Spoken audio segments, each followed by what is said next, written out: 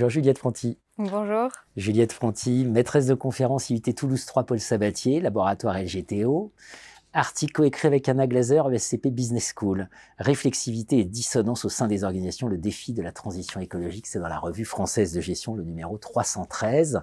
Un papier extrêmement intéressant où vous nous prenez la température des enseignants-chercheurs au regard de la question de la transition écologique dans laquelle toutes les institutions s'engagent. Et vous nous dites, warning, warning, on n'est pas loin du burn-out dans beaucoup de cas. Warning, warning. Un petit focus ensemble, on va faire un exercice de réflexivité ensemble et de dissonance. Je cite Napoléon, le doute est l'ennemi des grandes entreprises.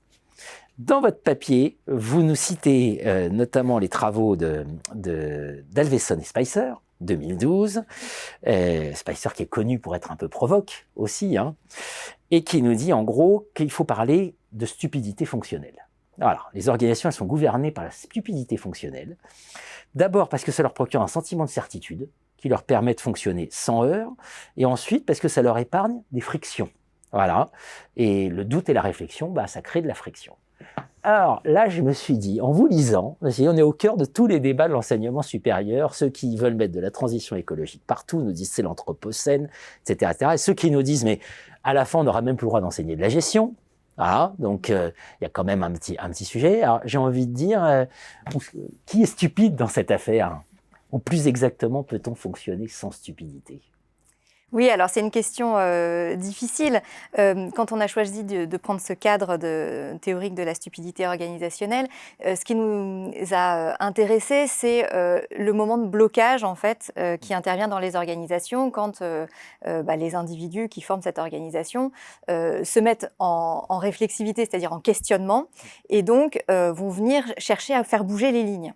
Et en fait, ce que disent Spicer et Alveson, c'est la stupidité organisationnelle, c'est ce qui protège un peu les organisations, c'est ce qui évite de faire trop de remise en question et qui évite aussi de déranger en posant des questions qu'on n'a pas envie de traiter. Et ça, c'est un point qui nous semble important, notamment sur la question de la justification, qui est quelque chose qu'on retrouve aussi dans les travaux de Mathieu Deschessart, qui travaille sur le management empêché, et qu'on mobilise aussi dans nos travaux avec Christelle Avart sur la question du dialogue, notamment du dialogue social, mais du dialogue dans les organisations. C'est-à-dire que pour entrer réellement en dialogue, en fait, il faut accepter de se mettre un petit peu à nu et de s'exposer, et notamment en s'exposant à la justification, c'est-à-dire expliquer pourquoi est-ce qu'on demande aux autres de faire ce qu'on leur demande de faire. Et ça, c'est pas évident. Et donc, ce que décrivent Alveson et Spicer dans cette question de la stupidité, c'est la réticence des organisations à accepter ces moments de friction, à accepter qu'on puisse ne pas être d'accord.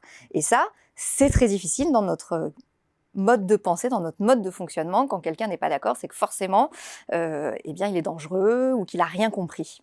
Derrière toutes ces questions, je vais faire un peu de provoque, mais je dirais, quelque part, c'est le fameux wokisme qu'on retrouve. Le wokisme, c'est l'éveil. S'éveiller, s'éveiller, c'est aussi contester, c'est aussi mettre en débat, c'est ne rien tenir pour acquis.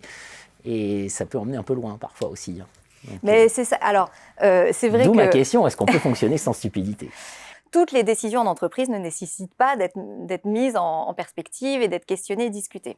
Ça, c'est sûr.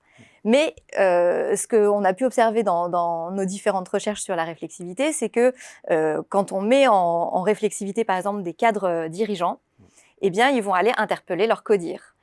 Et ils vont aller leur poser des questions, ils vont dire attendez, là, vous nous demandez de faire ça, mais en fait, on aimerait bien savoir exactement pourquoi. Et puis peut-être qu'on a des idées, nous aussi.